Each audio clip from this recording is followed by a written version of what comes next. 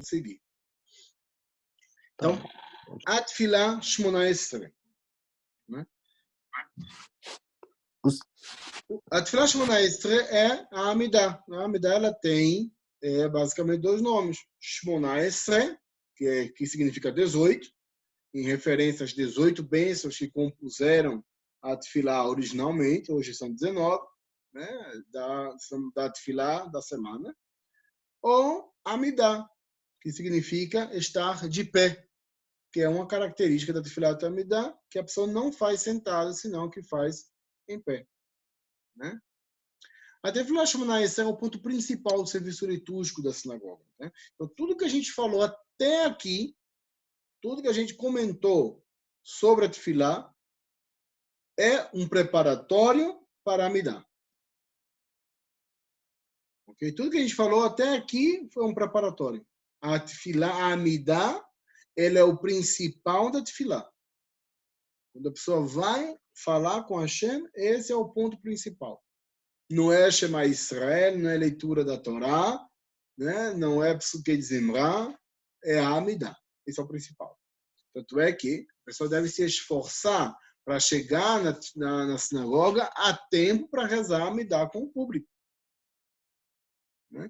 Porque Shema Israel, a pessoa não precisa do público para rezar. Não precisa do público para recitar Shema Israel. Né? Pasuke de Zimra, tampouco não precisa de ninguém para fazer isso. A pessoa pode fazer individualmente. Né? Mas, quando se refere à Amidah, há uma mitzvah de rezar a Amidah pública. Rezar a Amidah com o público. Okay? Então, em Korbanot, quando começa a se Tefilá, lembramos o serviço do templo, a nossa condição de pecadores e dependentes da misericórdia divina.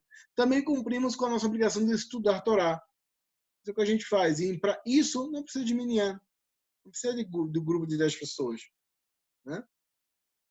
Ideal que exista minyan nisso. Né? Em Psuke de Zimra, exaltamos a Hashem e rendemos graças e louvor a Hashem. Né?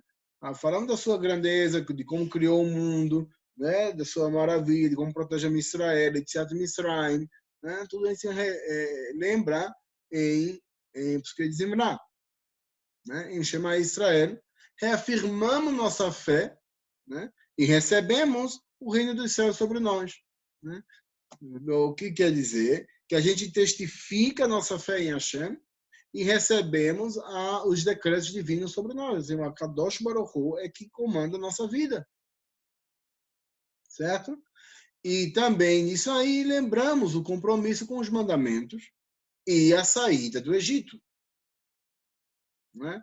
Que lembrar os compromissos, né, com os mandamentos é uma reafirmação da nossa submissão ao reino celeste. Né? E relembrar a saída do Egito é cumprir já de fato uma mitzvah que você já pode cumprir aí com o Shema Israel.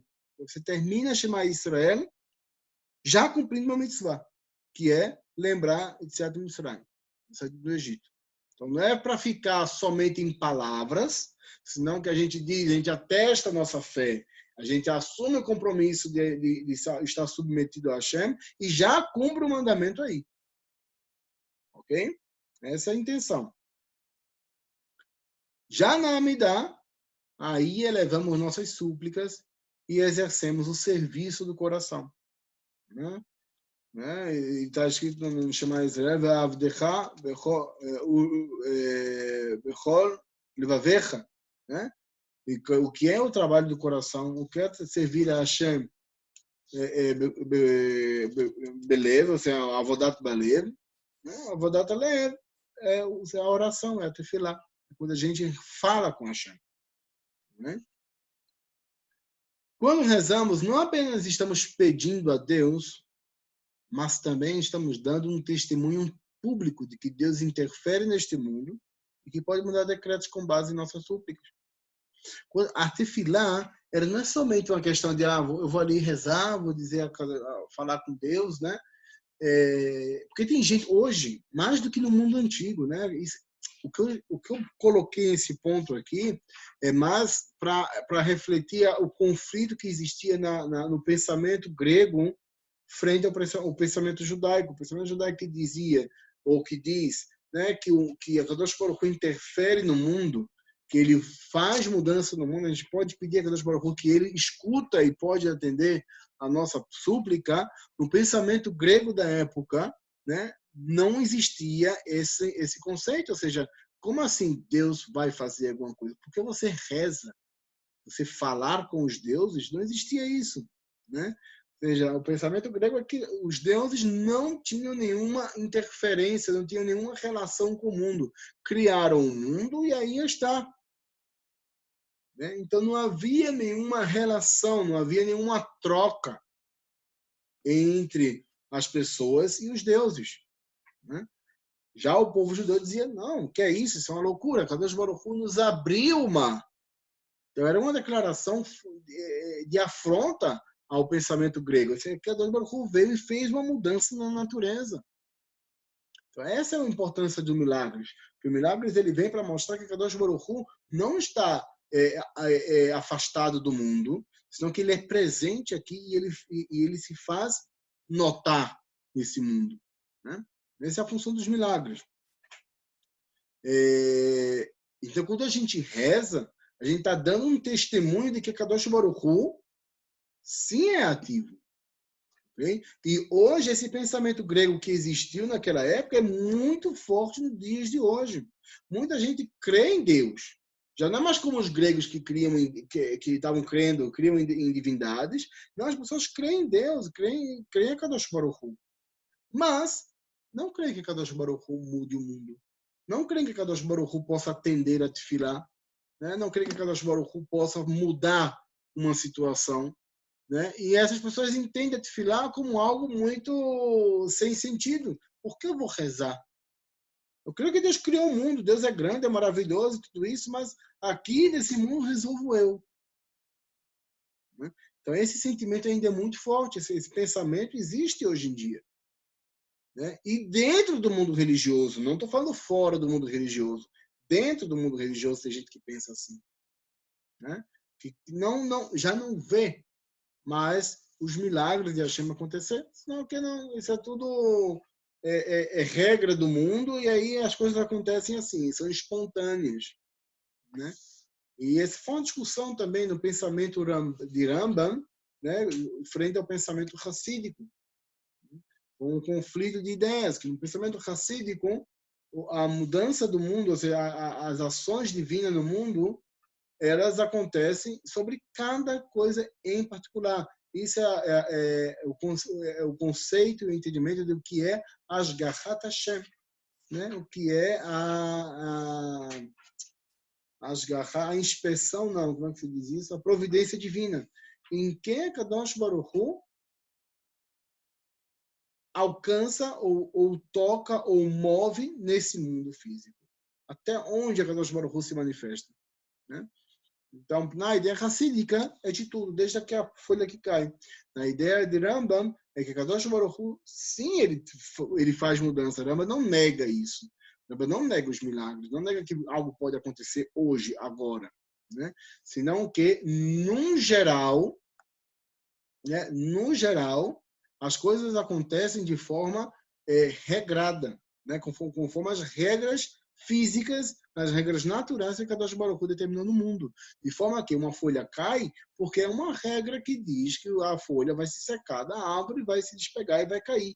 Não é necessariamente que Deus fez, pegou com a sua mão e baixou a folha até o chão. Mas que sim, Rama também diz, Moreno Vuchim, que as coisas mudam, né? A vontade divina pode ser feita e Hashem, a providência divina pode acontecer de forma mais evidente nesse mundo, mas não com qualquer pessoa, senão com o tzadikim. A pessoa é tzadik, quando a pessoa ela está mais próxima a Kadosh Baruch Hu, o Kadosh Baruch Hu também se aproxima mais dela. Okay? Traz Rambam, Mishneh Torah, Hilchot Tefillah, né, no primeiro capítulo, ele diz o seguinte: Mitzvah aseh leitpalel bechol yom. uma mitzvah a ser da Torá, uma mitzvah positiva da Torá, rezar todos os dias. Sheneemar, como está escrito, ve'avadtem et Hashem Elohechem, e servirão ao Senhor teu Deus. Está em Shemot. Mepi Shmoah, se aprende, né, do que foi ensinado dos sábios, Lamdu she'avodah zo hi tefillah. O que é a avodá? A tefillah. Serviço, o que é? A tefillah. Assim se aprende dos sábios que o serviço, né, e servirão et Hashem, o serviço é a tefillah. Shneimah, como está escrito, o leovdo bechol vavchem, e o servirão de todos os vossos corações. E o que significa servir de todos os corações? Amru Chachamim, disseram os sábios, né, em Masechet Berachot, Izo hi avodash balev, qual é o trabalho do coração? Zot tefilá. Ela é a reza, né, a tefilá. Então, a tefilá é o trabalho do coração. E como é um trabalho do coração, ele é um trabalho de nedivot, um trabalho de voluntário. Embora seja obrigatório, ele tem o seu lado voluntário. O que é o lado voluntário? É o que explica a Ramba aí agora na última oração. É o seguinte: Ve'en minyan hatfilot min haTorah, que não existe uma quantidade de rezas segundo a Torá. A Torá não determinou que a pessoa deve rezar 2, 3, 4, 5, 6, 7, 8, 9, 10 vezes por dia, né? Mas que sim, a pessoa deve fazer pelo menos uma tefilá por dia. Okay? Veló mishne tefilá azot min haTorah, né? E não se aprende a tefilá essa diretamente da Torá. Vem la tefilá zman kavua min haTorah, né? E não tem a tefilá um tempo, né, definido da Torá. Ou seja, o que significa que não se aprendeu essa tefilá da Torá? Ou seja, que o texto da tefilá, a gente não aprende na Torá. A Torá não diz o que deve dizer. Né? Deve se rezar. Né? Avodah shebalev. Né? Mas não diz o que é esse trabalho, o que é esse serviço, o que se deve rezar. Né? Então, é isso que significa que lo mishne hatfilah hazot min haTorah, porque o texto da tefilá a gente não aprende na Torá, né? E tampouco não diz qual é o tempo que se deve rezar. Né? Ela, senão que, Chiyuv mitzvah zokahu, a obrigação dessa mitzvah é da seguinte forma, segundo a Torá. Sheyeh adam mitpalel umitchanen bechol yom. A pessoa deve rezar e deve se contrir, ou seja, como se diz? Foi a palavra em português. Como se arrependesse, como se dolorer, né? Se colocar em sinal de aflição, ou seja, de pedir, né? Com muita força, com muita intensidade, todos os dias. A pessoa deve rezar e deve להתחנן todos os dias. ומגיד שבחו של הקדוש ברוך הוא, dizer agradecer a Kadosh Baruch Hu, exaltar a Kadosh Baruch Hu, né? O que ela deve fazer todos os dias. E depois disso, shoel tzarchav shehu tzarich, vai pedir as coisas que ele necessita, né? Naem, bebakashá ou betchiná, de forma que vai pedir conforme pedidos, né, com súplicas e com contrição, né, com forma mais pesada, com mais sentimento. E depois disso, noten shevach ve'oda'ah a Hashem, vai dar exaltação e agradecimento a Hashem. Pelo quê? Alatovot sheishpialo, as bondades que influenciam em sua vida. Cada um conforme as suas condições. Ou seja, esse é o mandamento da Torá. Ou seja, segundo a Torá, qualquer pessoa que para o seu momento num dia, uma vez por dia, e diz a Kadosh Baruch Hu, tu eres grande, tu eres maravilhoso, exaltado, né? Louvável. né? Eu necessito de tal coisa assim, assim, assim, assim. Akadosh Baruch Hu, grandioso eres, poderoso para atender a tefilá. Obrigado. Tchau. Então, segundo a Torá, quem se expressar mais ou menos nesse sentido, ou seja, que ele traga a regra de exaltar, pedir, exaltar e agradecer, ele já atende a mitzvah da Torá de tefilá. Okay?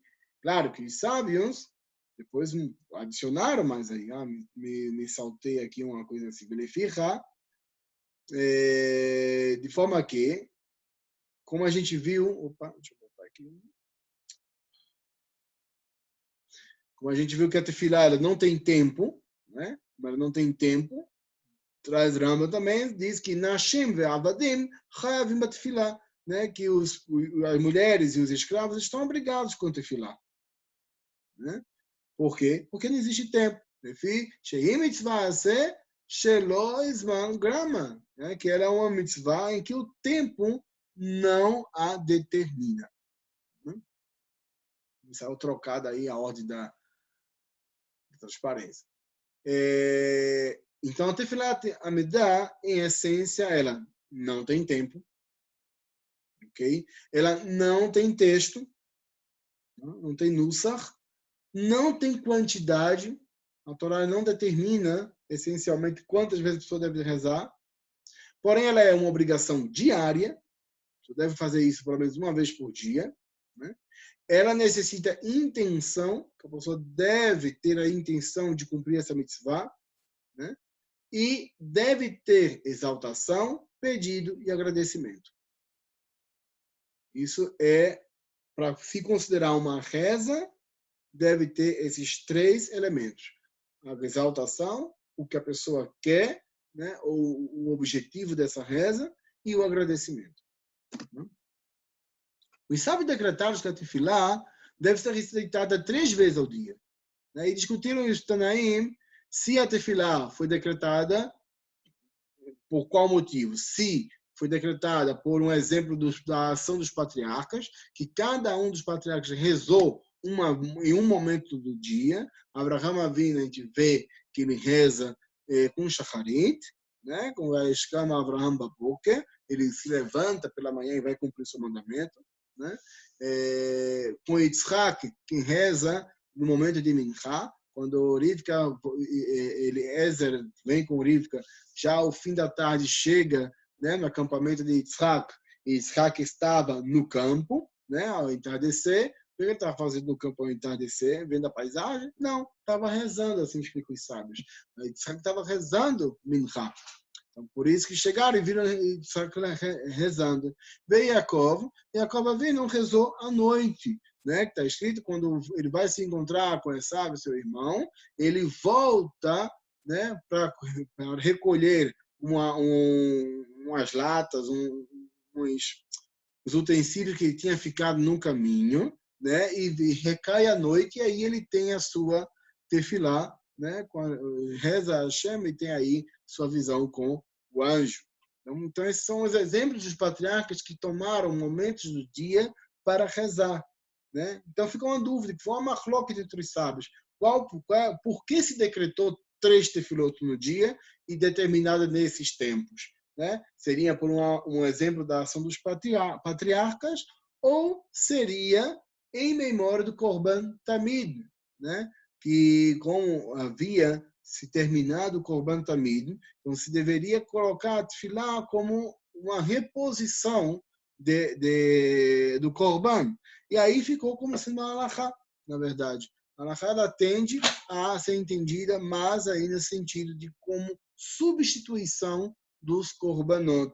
Né? De forma que a tefilá da manhã e a tefilá da tarde, ela atende a mitzvah dos korbanot. Já a tefilá de Arvit, ela seria em memória dos que sobrava de sacrifício, que seguiam queimando, né, até o amanhecer. Os sábios também decretaram 18 bênçãos, né, que representam todos os anseios de Israel. Então, 18 bênçãos é o que compõe a tefilá da semana, né, que é a mais rezada. Então, 18 bênçãos que compõem toda a tefilá. Né? Também isso tem muito tema cabalístico, assim, relembra as 18 menções do nome de Hashem, que a gente vê em Mismole David. Né? Então, o número 18 também significa Chai, significa vida. Né?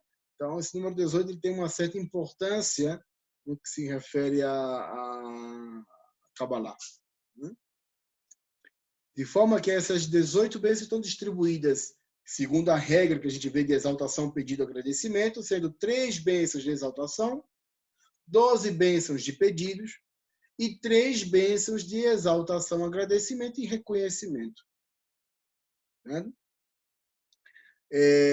O que falou Davi no começo, que a pessoa não pode fazer alterações nessas brachot, nem nas 3 primeiras, nem nas 3 últimas. Né?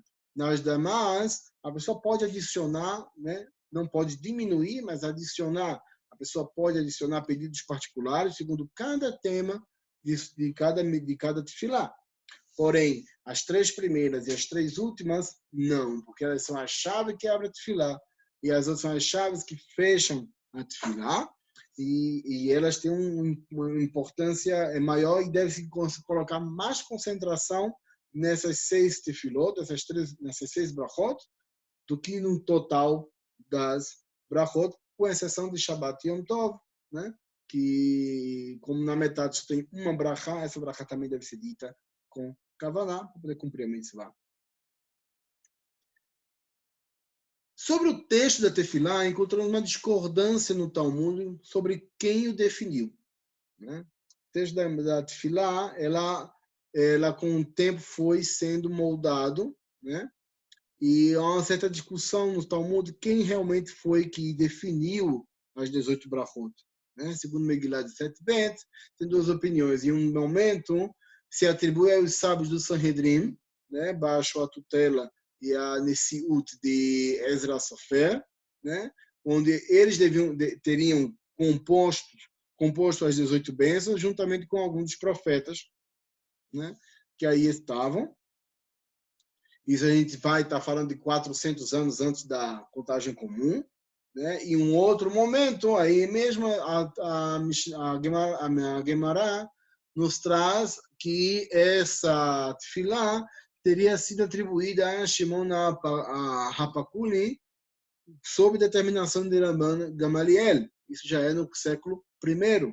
Né? Então, é uma diferença aí de 400 a 500 anos, né? De discrepância entre uma versão e outra. Né? Uma coisa que sim aconteceu e sim é mencionado é que o Beit Din de Avne, né, com a orientação de Rabban Gamaliel, ele incumbiu a Rabi Shmuel HaKatan para compor uma bênção adicional. A gente viu que a Tefilá tinha 18 brachot, né, no total, sendo 12 de pedidos comuns, né? Pedidos que atendem todas as intenções de Israel.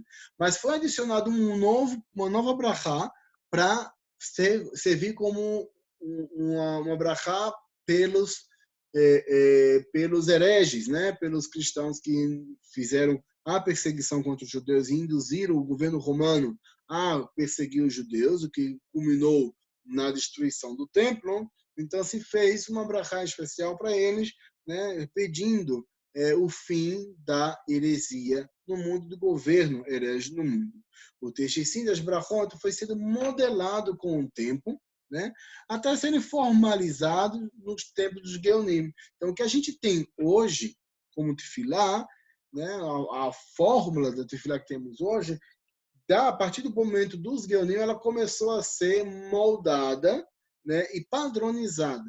Embora aqui ainda se encontrava versões diferentes, e a gente hoje mesmo encontramos algumas diferenças no Sahim, seja no marroquino, seja no Edut Mizrach, seja nos Ashkenazim, seja nos Hassídicos. Então a gente vai sempre encontrar, né, alguma pequena diferença, né, na tefilá, mas a tefilá ela começa a tomar sua forma já muito tardiamente, né? Já no período dos Geonim. Né? Amram Gaon foi o rabino que fez, atribuído a ele o primeiro Sidur, né? A pedido da comunidade de Sfarad, pediram um Sidur a ele, uma liturgia para Tefilá no Beit Knesset, e ele preparou um Sidur, que é Sidur Amram, né? Sidur Amram Agaon, e esse é considerado hoje um dos Sidur mais antigos, que não tem mais referência de nada antes dele, a não ser algumas coisas que a gente encontra na Genizot, né? Nas Genizá. E falando em Genizá, né? E falando também dessa Tefilá, da 13ª Tefilá, né? Que foi adicionada, que na verdade é a 19ª, né? Essa Tefilá, ela encontra uma coisa interessante, que eu vou abrir aqui para vocês, um texto, né? Uma cópia do que foi encontrado na Genizá do Cairo, certo? Então, vocês podem ver aqui esse texto, é do Sidur. E o que é interessante é que a gente vê aqui nesse texto que a Tefilá, havia uma discussão, né? Ou seja, esse texto aqui é uma Tefilá que era rezada em Jerusalém, certo? E foi encontrado na Genizá, esse Sidur, essa página, não sei se foi encontrado na verdade todo, mas o que ele traz interessante é o seguinte, que nessa primeira parte de cima, né, a gente tem Birkat HaMinim, né, que é a brachá dos hereges, né, que termina aqui, Baruch Atah Hashem Machnia Zedim, né, aquele que destrói ou que elimina, né, a heresia, os hereges. E em seguida, ela traz aqui duas brachot juntas, né? Ela traz a brachá de Binyat Yerushalayim juntamente com a brachá de Hazarat Malchut David, né? Então, Binyat Yerushalayim e Malchut David ela traz juntas. Então, os investigadores questionam se, na verdade, foi adicionada uma 13ª brachá, ou se essa brachot de Binyat Yerushalayim e Malchut David, se elas não foram apenas separadas, formando assim 13 brachot. Então, o que deixaria a entender que o texto das brachot já existiam desde antes, senão que, em vez de adicionar uma brachá, a mais foi separado uma brachá em duas, e assim formando-se as 19 brachot. Então, esse é um texto interessante, é um resquício interessante, mas como a gente disse antes disso, né, que o texto em si, né, a liturgia em si, o nusach das brachot, eles foram sendo modelados com o tempo, e somente muito tarde, depois do decreto, mas já muito tarde, já no período dos Geonim, estamos falando quase no século X, né, século 8, 9, é que começa a ter uma forma mais homogênea, mais formal e igual, mais semelhante para todos. Né? Ok.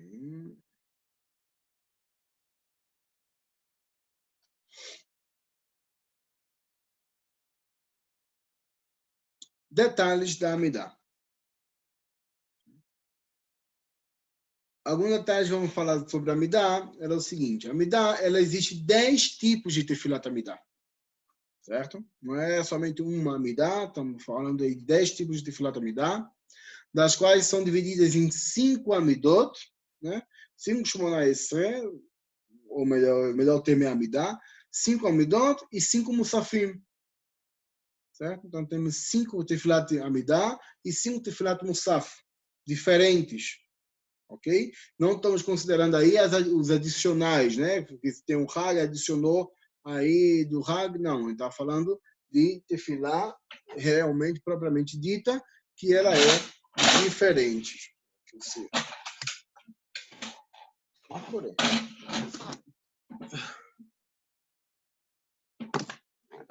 Certo?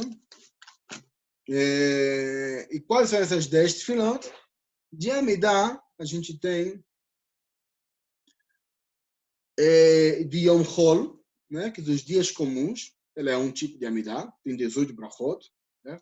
A gente tem a Amidah de Shabbat, né, que ela é formada por 7 brachot, né, 3 iniciais, 3 finais, e a brachá do meio, que é do dia de Shabbat. A gente tem a brachá de Yom Tov, que também são 7 brachot, tem a brachá de Rosh Hashanah, que já é um pouco mais, porque ela tem as 3 primeiras, as 3 últimas, né, mas são todas muito mais amplas, e a brachá do meio, ela está dividida em 3 sessões também, tem Malchuyot, Shofarot, né? Yom Kippur também tem sua própria tefilá, né, diferente dos demais. Yom Tov, a tefilá de Yom Tov, a gente vai contar aí também a tefilá de Pesach, né, que é o mesmo texto para Pesach, para Shavuot e para Sukkot. Ok? Simplesmente aqui, para cada um se faz, no mesmo texto, só muda a referência a que festa se está celebrando. Ok? Rosh Hashanah tem sua tefilá própria e Yom Kippur tem sua tefilá própria. Então a gente soma aí 5 amidot. Amidah. Em contrapartida das amidot, a gente tem os musafim. Então tem musaf, 5 musafim diferentes. Que você tem um musaf de Rosh Chodesh e de Shabbat com Rosh Chodesh, né? Não se considera aí um sexto musaf, porque aí ficou uma dúvida. O que é esse musaf? É de Shabbat e Rosh Chodesh, ou é de Rosh Chodesh com Shabbat, né? Então, esse musaf, na verdade, ele traz uma mistura, né? Ele traz tanto o Shabbat e tanto o Rosh Chodesh, ele mistura os dois aí e faz o musaf junto, que é quando cai o Rosh Chodesh em Shabbat. Então, a gente tem musaf de Rosh Chodesh, temos musaf de Shabbat, né? Musaf de Yom Tov, né, que é o mesmo Musaf para todos os Yom Tovim, né, para Pesach, Shavuot e Sukkot. Com a diferença que a gente vai fazer a menção de cada festa a ser celebrada. Musaf de Rosh Hashanah, né, e o Musaf de Yom Kippur. Então, cada um tem o seu Musaf próprio. O Musaf de Yom Kippur é muito mais amplo. Né? O que é o Musaf? É a referência ao Korban Musaf que era oferecido nesses dias. Né? A gente tinha o Korban Tamid, que é o Korban diário, mas também se adicionava o Korban referente a essas celebrações, a esses dias de celebração. Né? Todas as tefilot da Amidah, né, estão divididas basicamente em 3 partes. Exaltação, pedidos ou memória do dia, né? Servidão, agradecimento e proteção. Então, ou seja, exaltação são as 3 brachot iniciais, servidão, agradecimento e proteção são as 3 brachot finais, e no meio você vai ter ou os pedidos, né? Ou a santificação do dia. Geralmente, sempre na santificação do dia também tem pedidos, né? Então, não é que nunca se pede, né? Nem em Shabbat, nem em Yom Tov, sempre existem pedidos, sempre há um espaço para o pedido, né? Mas são mais detalhados especificamente do que se pedir. Né? Não se pode adicionar nesse caso. Partes da Amidah. Quais são as partes da Amidah? Que a gente já falou e te repete outra vez. Né? Que conforme traz Ramba. Exaltação, né? Em exaltação a gente tem Birkat Avot, né? Que é melhor definida como Elohut. Né? Por quê? Porque está identificando a que Deus a gente está nos dirigindo. Mas ela apresenta quem estamos dirigindo, a quem estamos dando aí a nossa direção. A carta vai para quem? Vai para Hashem. Deus Eloquei Abraham, Eloquei Yitzhak, Eloquei Jacob. Não existe essa coisa de Eloquei Sara. Né? Como tem reformista que faz mudança na tefilá, né? E isso não existe, né? Não foi decretado pelos sábios, né? Então não existe isso. Nós somos filhos de Abraão, Isaac e Jacob, como todo o Israel em conjunto, ok? Segunda tefilá, a brachá de Gvurá, né? Da força. Nela reconhecemos o domínio de Hashem tanto no mundo material como no mundo espiritual, certo? No mundo material, porque a gente fala também da sua força neste mundo, a gente fala também da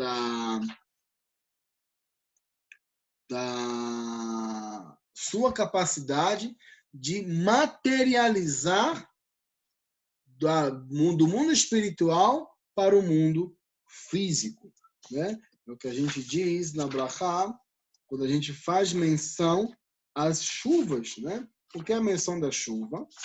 Nessa Brachá é justamente quando a gente está dizendo Ata Gibor Leolam Hashem, Mechayem Etim Ata, Rav Lechoshia. Ou seja, tu eres forte, és poderoso por sempre, né? Ressuscita os mortos, né? E grande é a tua salvação. Então, isso é algo completamente sobrenatural. O domínio de Hashem acima da natureza, né? No mundo espiritual, né? Mas aí a gente traz como a Kadosh Baruch Hu, ele é capaz de materializar o espiritual, quando a gente diz morid hatal, baixa o orvalho, ou mashivarua, faz soprar o vento, morida geshem, e baixa a chuva, né? E faz chover. Então, aqui nessa brachá, a gente está mostrando onde alcança o poder de Hashem, tanto no mundo material como no mundo espiritual, né? E é seguida, na primeira parte da Midah, pela Kedushá, né? Pela santificação. Aí onde a gente separa Kadosh Baruch Hu desse mundo. Muito embora Kadosh Baruch Hu ele esteja atento com o mundo, ele esteja fazendo a sua vontade nesse mundo, e ele é capaz e faz mudanças na natureza, ele é apartado desse mundo. Ele não é material. Okay? Ele não é desse mundo. Depois da exaltação, a gente tem não depois dela, mas já no final, a gente tem as últimas 3 brachot, que é de servidão, agradecimento e proteção. Que é a brachá 17, né, na ordem da brachot da semana, que é a brachá de Avodá. Mas é a brachá de Avodá, é o pedido, quando ele pede a Hashem que ele escute a nossa tefilá, né, juntamente com a tefilá de Am Israel, e a gente pede a restauração do serviço do templo, né, para que a gente possa, em mais uma outra oportunidade, fazer os sacrifícios do templo, né? E entrar aqui, e o que a gente diz assim, Retze, que seja a tua vontade, Hashem Eloqueno, Beamer Israel, que tenha a tua vontade, né, que seja disponível a tua vontade sobre o povo de Israel, né, Velitifilatam she'e, e que a sua reza seja o quê? Recebida, né, que seja atendida. Ve'asheva avodat lidvi beitecha, e traga de volta, regresse, né, o serviço à tua casa, né, na tua santa casa. Ve'ishei Israel tefilatá, ve'herá be'havat kabel. Então, o fogo de Israel, que é o fogo de Israel, é o fogo do Bisper, né, juntamente com a sua tefilá, prontamente, com amor, seja recebida e com vontade. Então, aí a gente, no serviço de Avodá, nós nos colocamos como servos de Hashem, né? E pedimos que essa nossa servidão seja atendida. E como é que é atendida? Pela lembrança, né, da reconstrução do templo. E aí aproveitamos, como a gente está falando dos sacrifícios, a relembrar também as festas, né? É quando a gente adiciona aqui, e a leva e a avó, né? Que se suba e que se venha a fazer o sacrifício no templo, né? Então, ele vai me lembrar aí as rodas e também as festas, né? As 3 festas de Aliot, certo? Na 18ª benção, a benção de Modim. Em Modim, a gente agradece a Hashem por causa da nossa existência. Ou seja, a nossa existência só é possível porque a Kadosh Baruch Hu a mantém, né? E nos livra de toda perseguição. Por isso que nessa brachá a gente lembra os milagres de Hanukkah e Purim, né? Porque Kadosh Baruch Hu, com a sua misericórdia, nos livrou do extermínio, né? Então, nossa existência depende de Hashem. Essa é a intenção da brachá do Modim. E a